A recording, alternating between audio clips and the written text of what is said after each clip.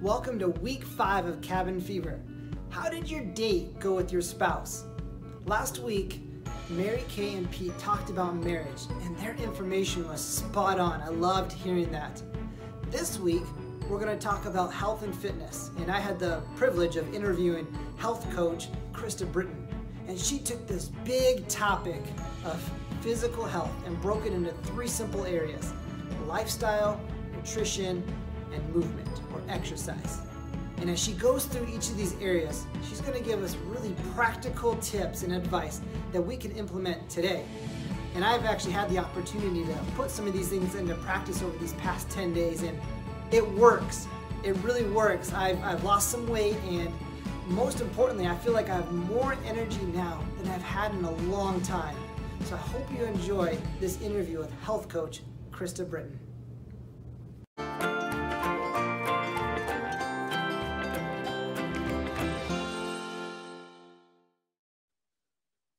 Hi, Krista. Thank you for joining us today as we talk about health and fitness. And I know you've transformed the lives of countless people here in our own community. So thank you for taking the time to share some of your knowledge with us. Oh, thank you so much for having me. And you know, like all things, it's just what God's gifted you with. So he gets all credit. Well, great. Yes. And let's start with this question. My gym is closed. I can't go with my workout buddies anymore. How do I stay healthy during this time of shelter and quarantine? Well, I think we have to take a little step backwards and say, what is healthy? What does healthy look like for you? And, you know, healthy, we need to recognize that healthy is mind, body, and spirit. And the 3 are really connected. They're intertwined together. And to really focus on health and what that looks like is very unique to each person.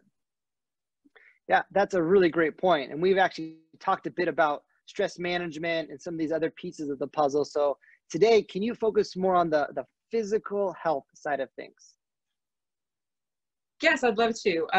You know, the big physical health right now, the ideas of COVID-19 keeping everybody home and changing their lifestyle and all those crazy memes and jokes about the COVID-19 and what we're all going to look like at the end of this time period. So that physical idea of weight and that's a great place to start. Do you think?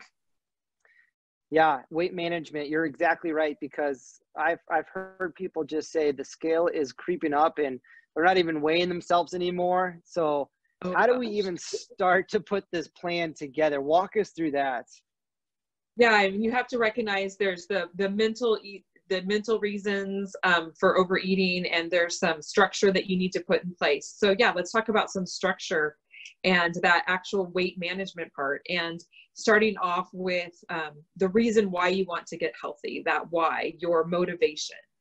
It's really key, again, to dig in just a little bit to say, not just to go ahead and run off and start a plan, but to say, what am I hoping to achieve? And that can be anything. Your why is yours, and it's super personal. So it's really important to define the why am I getting healthy? What does that healthy look like for me, and why am I doing it? And it can be something really simple, like I need to look great in a bikini, or I have this, you know, family event that I want to go to and look amazing at. Or it could be something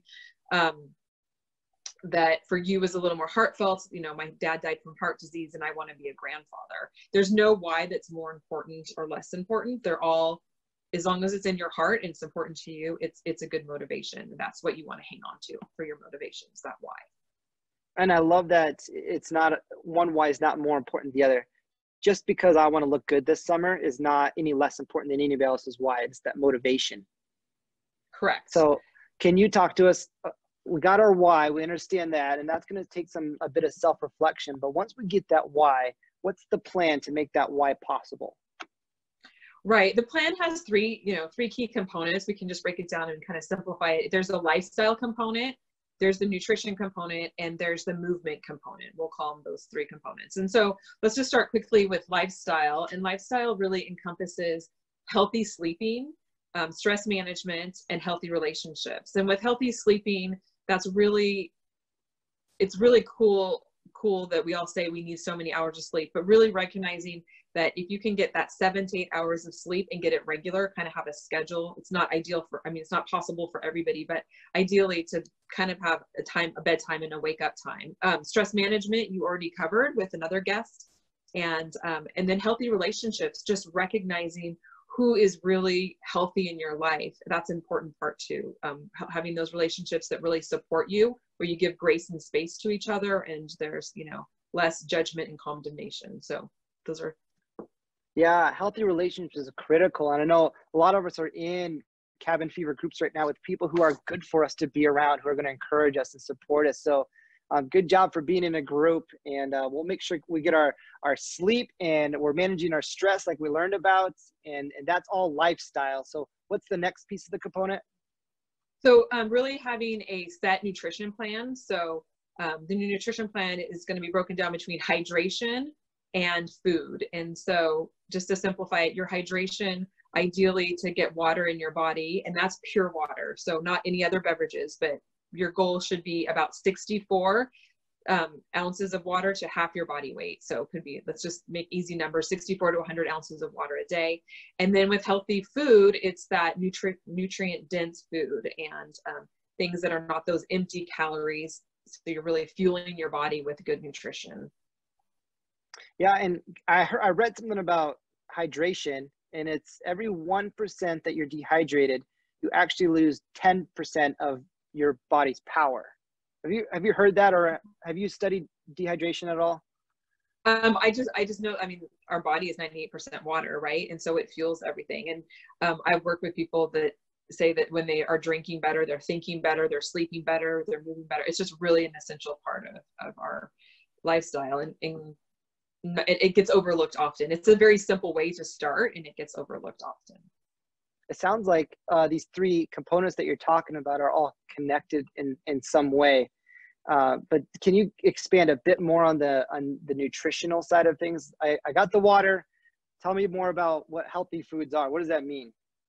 Yeah, there's a lot of information now about when I say nutritionally dense food, it's just, you don't want empty calories. So a couple rules of thumb: easy to look at the ingredients, make sure you recognize everything, that it's actual food that you're eating.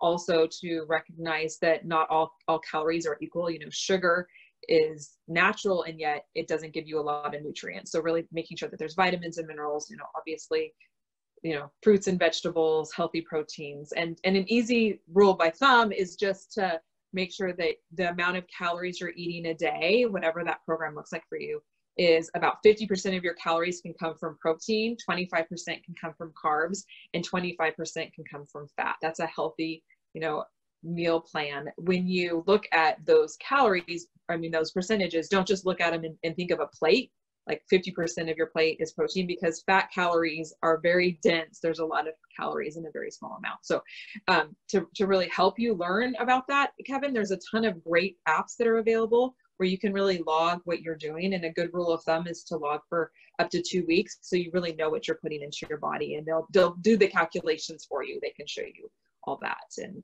it's just a really great place to start.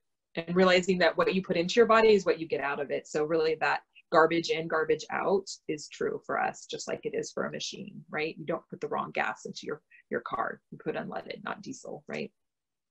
Yeah, that's great. Exactly.